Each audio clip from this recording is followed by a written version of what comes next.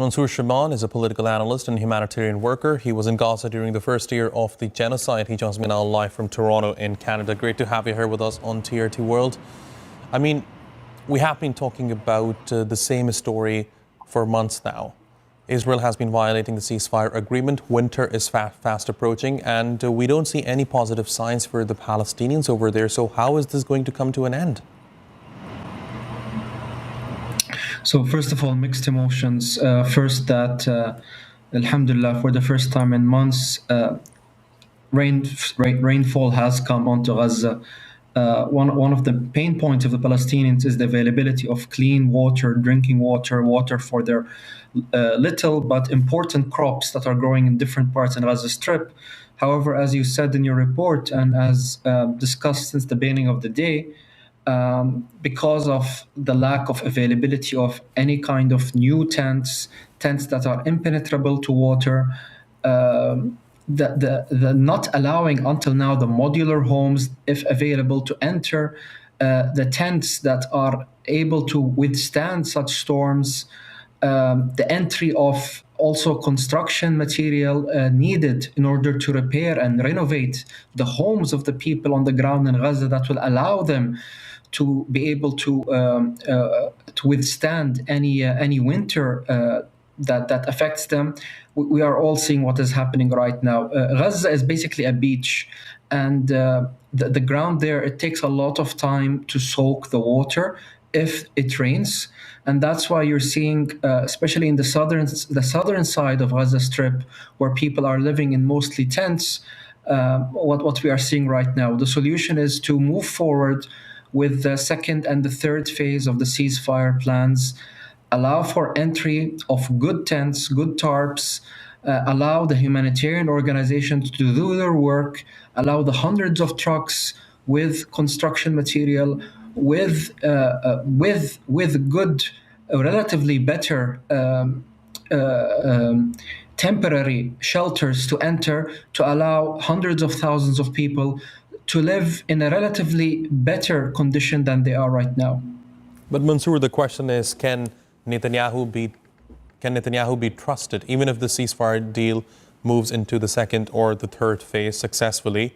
What's the guarantee Israel is going to allow the entry of humanitarian aid into the Gaza Strip, allow better tent into the Gaza Strip? Because even as part of the phase one of the deal, Israel did not keep its promises. This is, I think, where the role of the mediators, such as Turkey and Qatar and other countries, come into play. The Palestinian side is meeting all of the requirements from their side. They're going above and beyond, despite putting their people in danger, despite, like you said, the Israelis continually breaking the ceasefire whenever they want. The mediator's role here is crucial in order to make things happen. Other than that, the Palestinian people will continue to rely on their faith. They will continue to rely on the people of this world, the free people of this world, the countries that see what is doing and know what is wrong, to continue to put the pressure on the Israelis and this right-wing government to stop what they're doing in Gaza. Slowly but surely, the world is changing. Policies against the Zionist state is changing. And I think that with time, with patience, we will slowly see the rise of the Palestinian people in Gaza and in other and the strength of the free people around the world.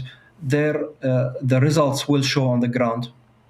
Right, Mansour, and I understand that it's really difficult at this point to put a timeline on the recovery of Gaza and Palestinians who are living over there right now. But hypothetically speaking, if everything goes according to the plan, if the ceasefire goes into phase 2 and then phase 3, I mean, is there an estimate how long before we can see a sense of normalcy returning to Gaza?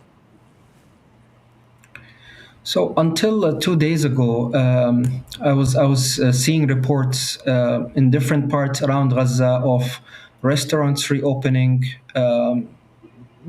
people slowly but surely getting back into their normal ways of life. We have to understand the people of Gaza are very resilient, very strong, and they're also very innovative. They can survive with the little that they have available with in Gaza. Um, People have already, dug wells all around. Installed solar panels in different parts of Gaza. There's also some commercial goods that have entered and are available on the market for those with money to go and buy. I'm sure you heard about how university students, across Gaza have either enrolled in universities or they're graduated, whether it be from high school or from different university classes. So there are 2 million civilians living in Gaza. Life continues on. They will not wait for the powers so be to enable them to enjoy what they have and to continue to build and continue to be resilient. They're relying on, after God, they're relying on the good people around this world to put an end to what is happening. And with the little that they have, they will rebuild Gaza. It's going to take time. And I am sure that once the borders are open freely, we will see hundreds of thousands of people from all around the world providing their capabilities, providing their knowledge, providing their wealth in order to be put in the right place and to rebuild Gaza as soon as possible. Fascinating insights, Mansour Shaman. Thanks very much for joining me here on TRT World. Really appreciate your taking out the time. Thank you.